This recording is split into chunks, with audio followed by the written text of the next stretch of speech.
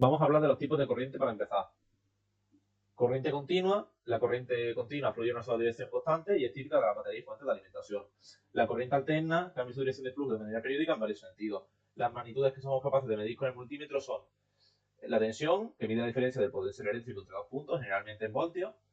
La corriente, que mide la intensidad de la corriente eléctrica que fluye a través de un circuito, normalmente en amperios. La resistencia, que mide la oposición del circuito de corriente eléctrica de un componente y se expresa en ohmios. Ahora vamos a empezar a medir. Primero enciende el multímetro y selecciona la opción adecuada, voltaje, corriente o resistencia en el dial de menú de configuración. Para medir voltaje por el multímetro, pon la opción correcta en corriente continua, conecta la punta roja al positivo donde deseas medir y la punta negra en el otro punto de referencia.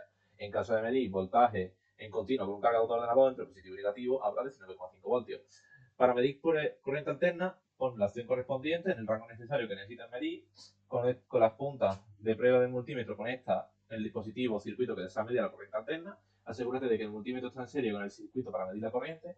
Y en el caso de alterna, entre fase y neutral 230 voltios, entre fase y tierra 230 también, y entre neutro y tierra 0 voltios. Para medir resistencia, pondremos el multímetro en la opción necesaria. Desconectaremos la fuente de energía y conectaremos las puntas a través de los componentes o del resistor, y a la hora de comprobar la continuidad del cable iríamos conectando las puntas una a una de los conectores y si pitas qué continuidad. Lo último ya sería, para ajustar el rango, comienza con el rango más alto y disminuye si es necesario para hacer una lectura más precisa. Y ya cuando tengas los datos en la pantalla que ves con el multímetro, ahora no, para apagar la batería.